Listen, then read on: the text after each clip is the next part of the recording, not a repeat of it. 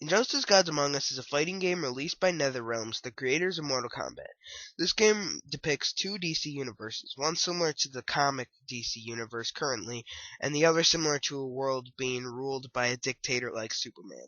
This game is not Netherrealm's first stab at DC Comics characters. Previously, they made a semi-prequel to this game, DC Universe vs. Mortal Kombat, which was not a huge success. The controls are fairly simple. The left stick allows you to move around the screen and jump. LT and RT allow you to do a super move if your bar is full.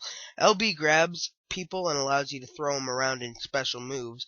RB lets you interact with special objects, and then AB, X, and Y can do special punches and combos. The physics in this game are really good, allowing you to traverse the 2D plane realistically. However, when you throw people through walls and stuff, it's not super realistic. The graphics in this game are pretty good, however, the title screen's graphics are amazing and almost look realistic. The music is pretty good, and I especially enjoyed the end credit screen's music.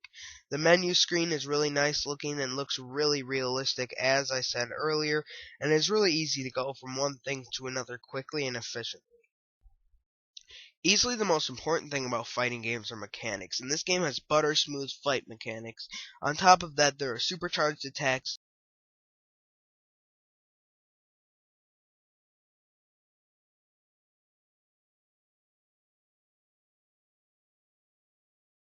special throw attacks,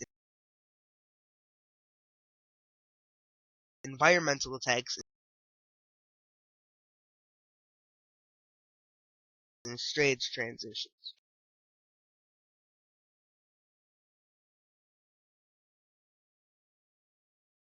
Injustice is a surprisingly balanced roster with an amazing 24 characters.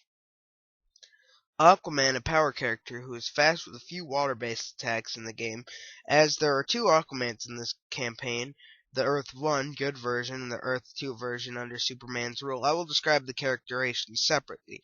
The Aquaman of Earth 2 is fairly hesitant of Superman's rule and does not act directly as a pawn of Superman, but does, however, back Superman to keep Atlantis safe. While Earth 1 Aquaman is similar in the way that he acts to Earth 2 Aquaman. However, this Aquaman does not comply with Superman's madness. Aquaman has three costumes: his plain costume, his Earth 2 costume, his regime costume, and his Season Pass exclusive Flashpoint costume. Ares, the god of war, who is a power character, can summon constructs of swords and axes, and can shoot them. He appears a few times in the campaign, but he isn't really characterized. Ares has two costumes, his standard costume and his regime costume. Bane is a power character who has several strong attacks that do a lot of damage, but is fairly slow. Bane is pretty much a mindless character used for two fights, but Bane has three outfits: his plain outfit, his regime outfit, and his Nightfall outfit you can get by raiding the Injustice iOS app. Batman is a technical character with medium stats around the board, but excels in combos.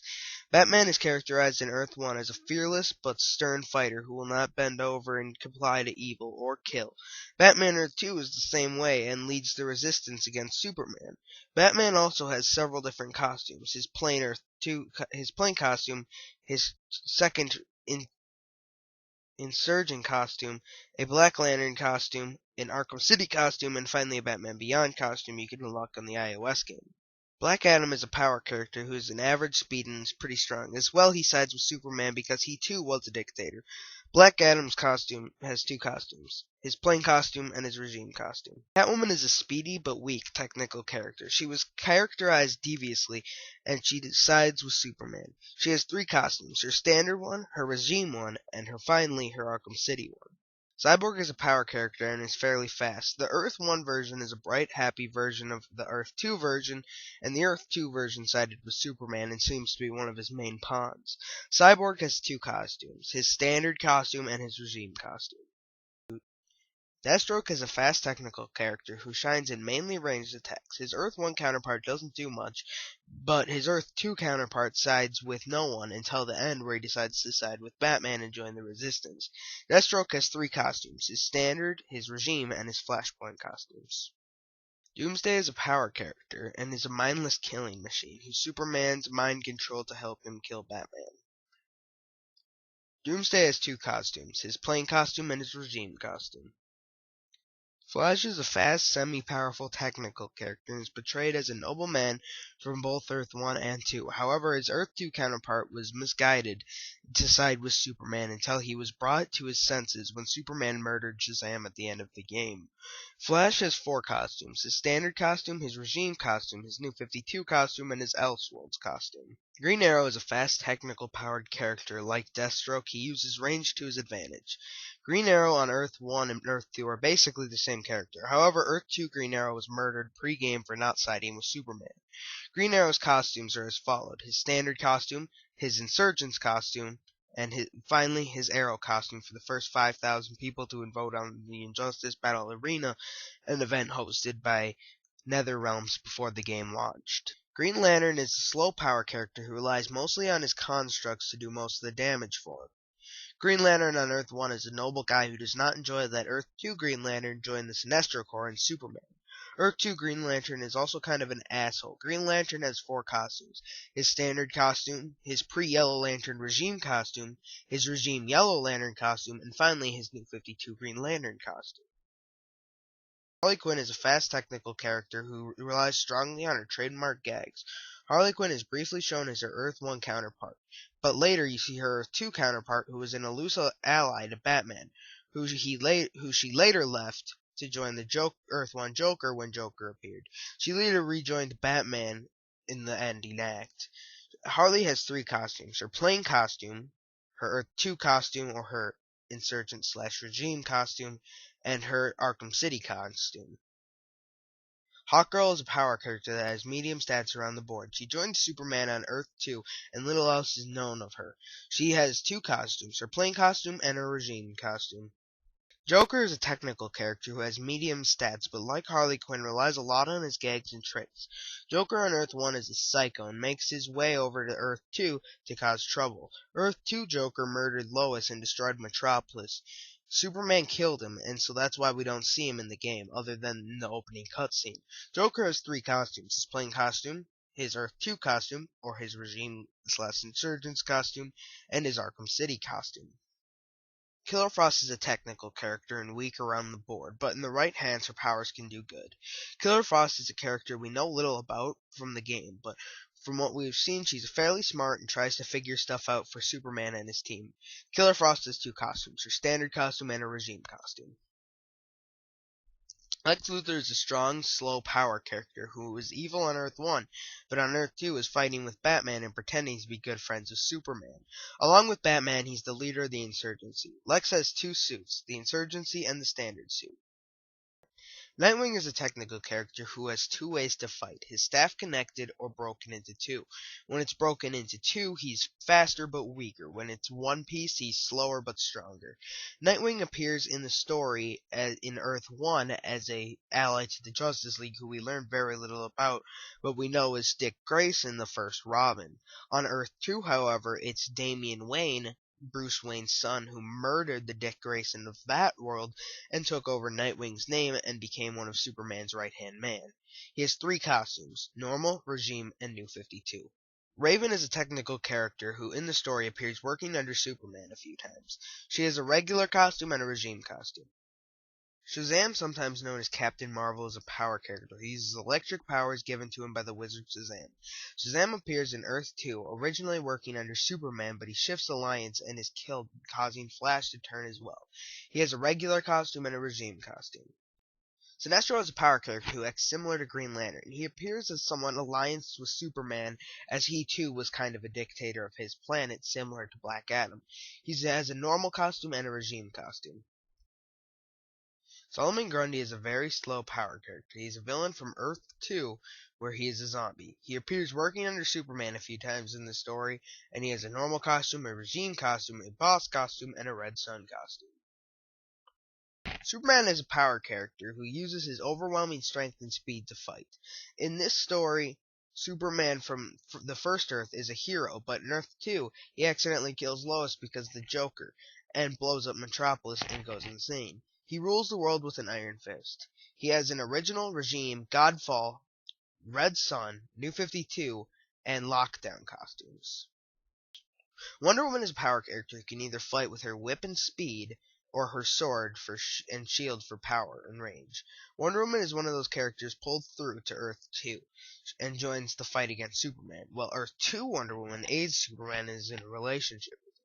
She has a normal, a regime, a red sun, and a new 52 in a Flashpoint costume.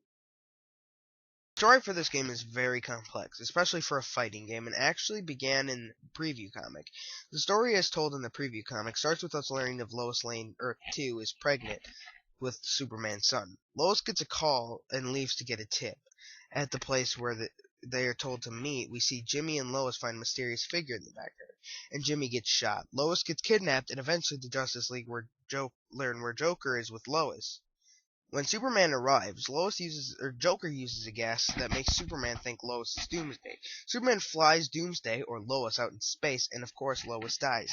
However, Joker also rigged a bomb to her heartbeat so that when she died, Metropolis would explode due to a nuclear bomb. So Metropolis is destroyed, Lois dies, and Superman, upset, goes back to the now in custody Joker and kills him. Eventually, most of the heroes join Superman, and 5 years later, Injustice begins. In each chapter, you fight 4 different people, but in Chapter 1, you play as Batman. Right off the bat, we learned of a fight between several heroes and villains. Batman decides to check if Joker was still in Arkham Asylum, and once we go there, he realizes Joker isn't there, and then is ambushed by Deathstroke. Fighting Deathstroke is a fairly easy task, as we don't learn much at first. It's kind of a tutorialistic fight, so he doesn't fight much back, and you usually just fight using punches and kicks, and it's not that hard. After that, Batman returns to the Watchtower and is forced to fight Bane. Bane is fairly easy to fight as well, but he has a great amount of power. After that, you quickly go to fight against Lex Luthor, which is another fairly easy fight, and before that, the game adds a new feature, minigames, where Batman throws batarangs at Lex Luthor's things. Eventually, Batman figures out that Joker is about to blow up a nuke in Metropolis. Right before Joker sets off the nuke, Batman and Joker are teleported to Earth 2 along with several other heroes, and you get to fight Joker in the city of Earth 2, Metropolis. Other than that, Joker is pretty easy. After Batman defeats Joker, a series of police officers come and Batman leaves the scene of the crime. After that, we play as Green Lantern, who realizes he's on a parallel Earth and decides to look for a place to get his ring recharged.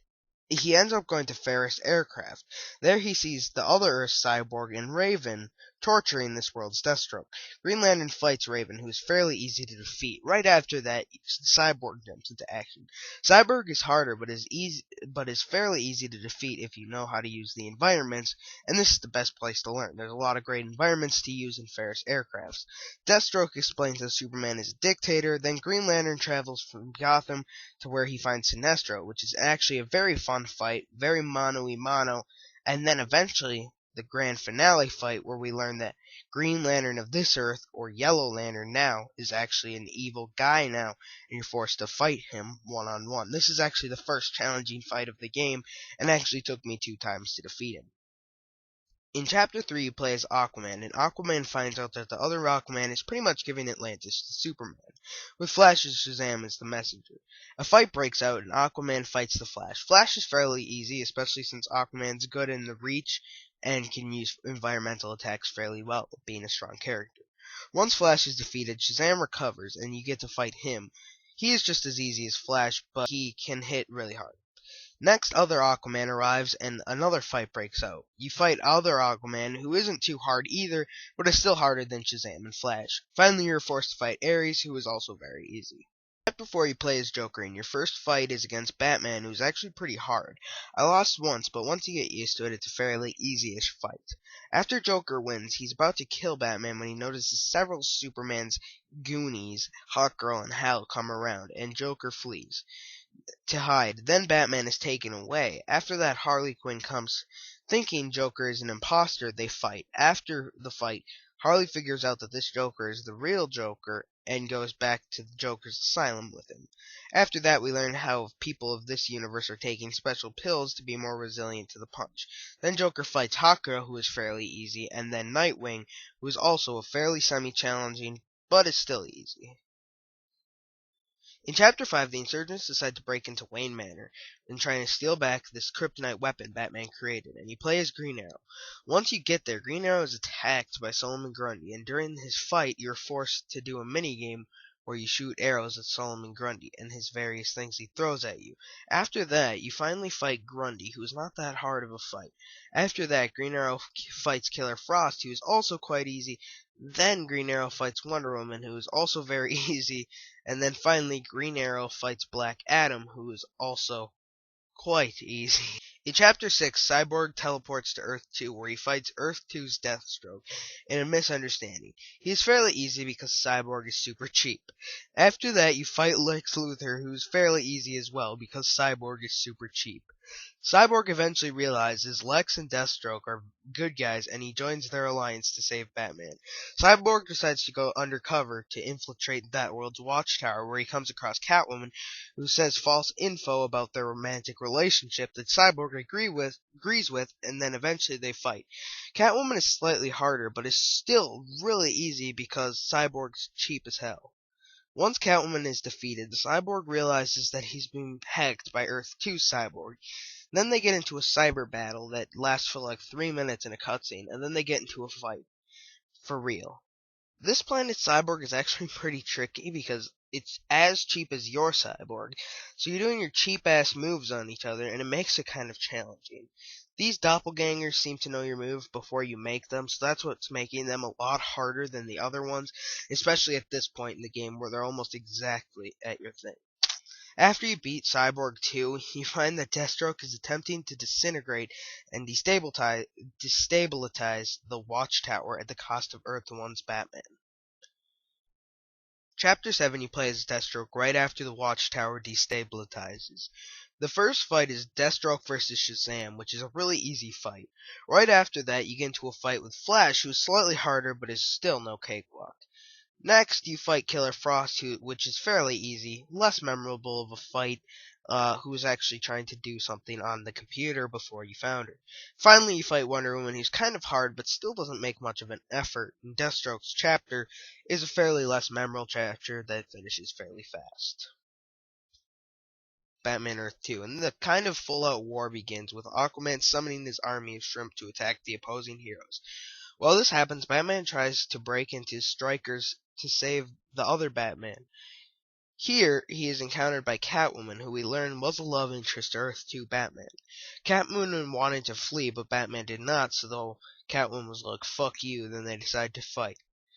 Then Batman fights her. She's actually fairly hard, but the Bat Family drama doesn't stop there, as next we fight Nightwing, who we find out is Damian Wayne, who we learn killed Dick Grayson, the first Robin/Nightwing. Nightwing is also hard, but is a very satisfying fight at the end, as it kind of ties together some more family feuds and makes the fight more meaningful. Once they get to the prison, we find that Green Arrow gets possessed by Raven, who we then fight, and this again is a challenging fight, but when Green Arrow is defeated, that's just like you fight the next guy. Next you fight Green Lantern, who again is challenging.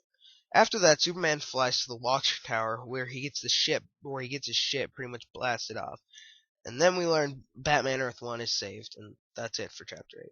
Next, in Chapter 9, we play as Lex Luthor. Right off the bat, Luthor flies into the air trying to be all cool as shit, and then he gets shot by a fucking missile and eats shit.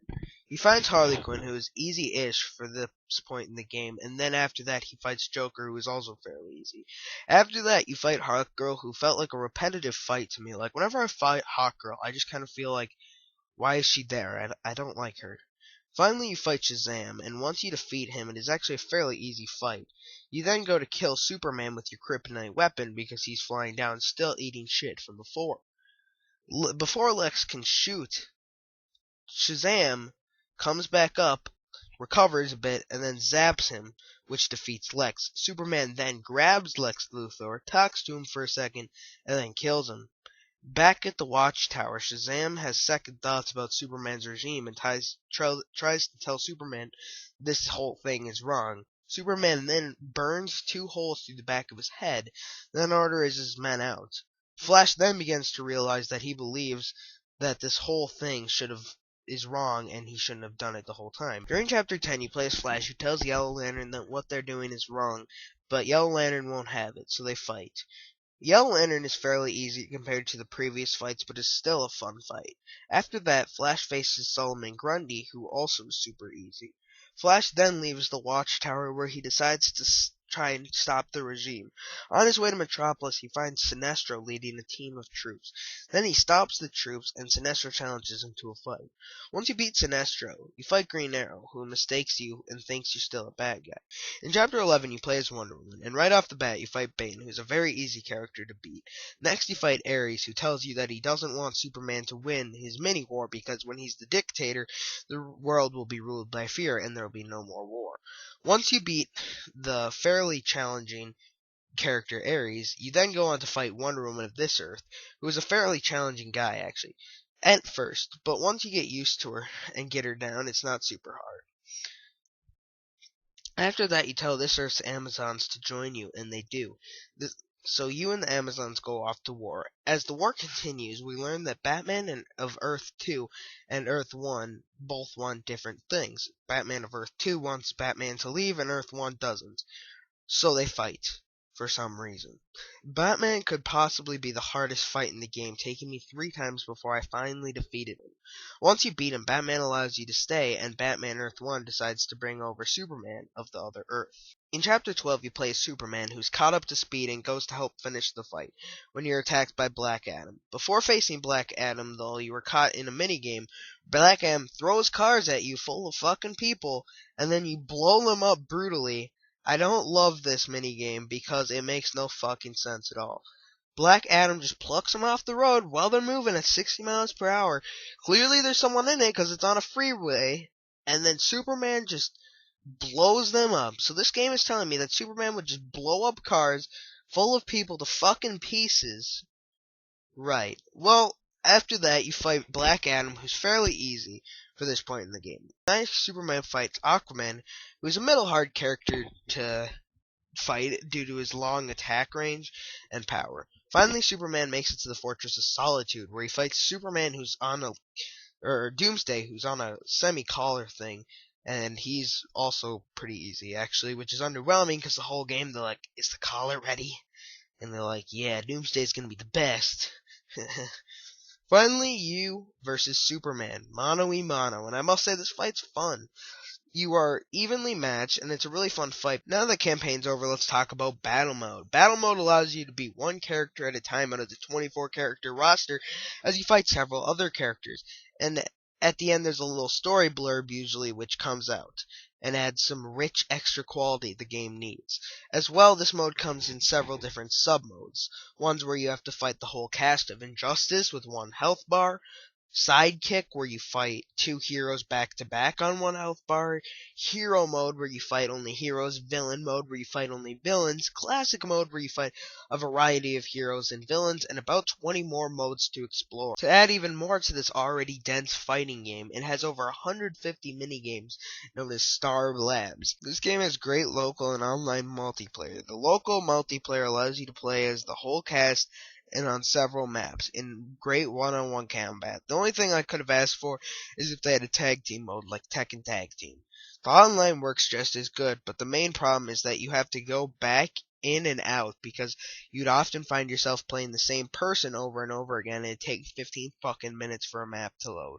Also, like online games, 89 out of 90 people are fucking annoying ass fucking spammers that fucking don't know how to play anything. This game has a fair difficulty and has a rubber band effect, so it has a learning curve.